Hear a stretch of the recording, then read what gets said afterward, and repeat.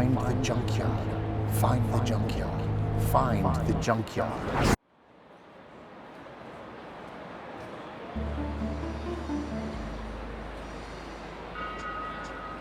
Find the junkyard. Find the junkyard.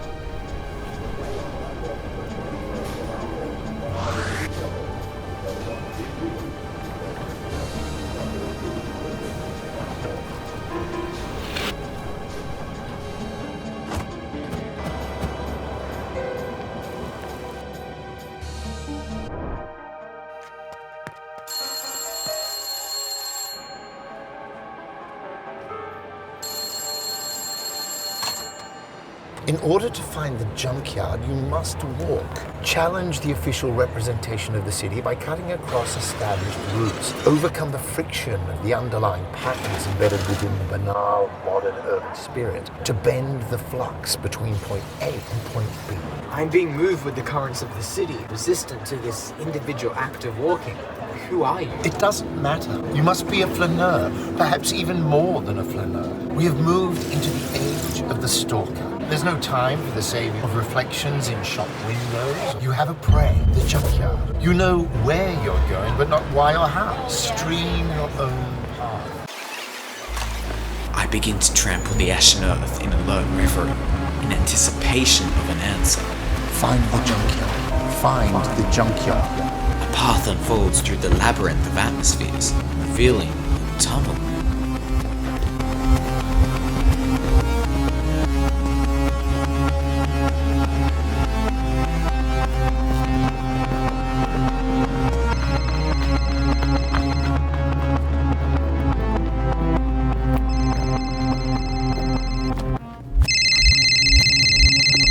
The fate of the flaneur is bound up with the fate of the city he inhabits.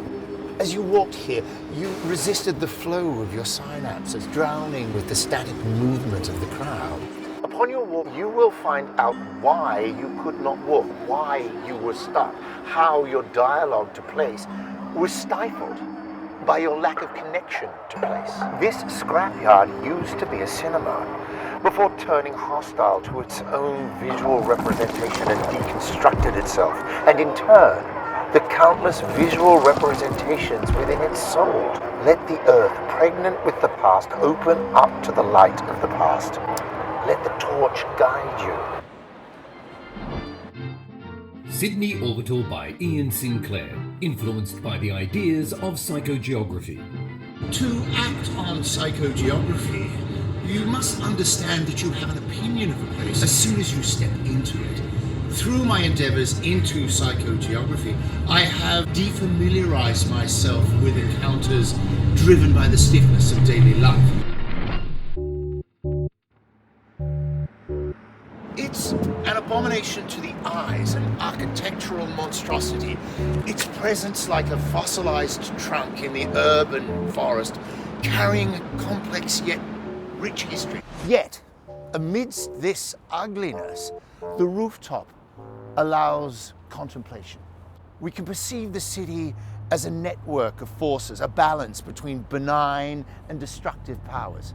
This space, this building, is an enigma. It's a place where dreams and desires converge. This space seems to be charged with the energies of the past and future. The communication between buildings becomes a register of our passage, while shadows and reflections in the crowds mold our Amidst my emotional interaction with the urban sprawl, the buildings shared signs and stories with me. Perhaps the Domain Expressway had something to do with this.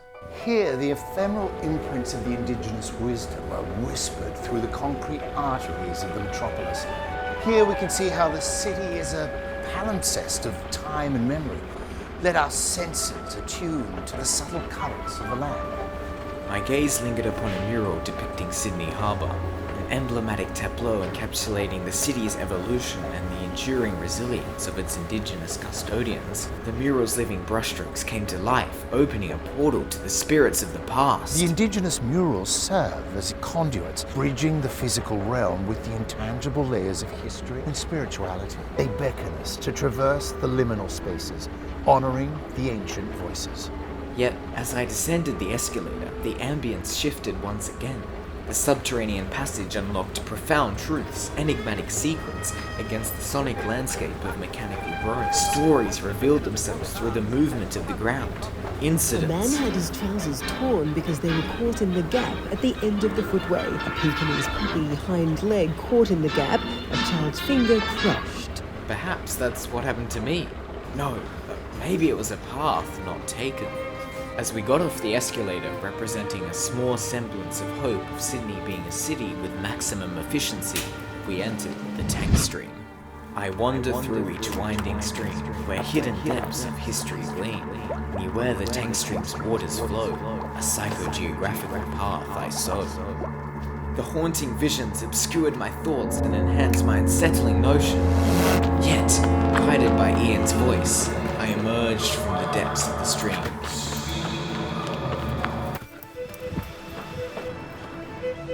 I must find the truth within this labyrinth. Separate the building from the people. Observe the collision in their existence, the clash between individual lives and the relentless pace of the city. The buildings became distinct entities, while the people blurred into a frenetic mass of movement. I see it now. There's this clash between the artificial flow of the city, the collision of human lives racing against the currents.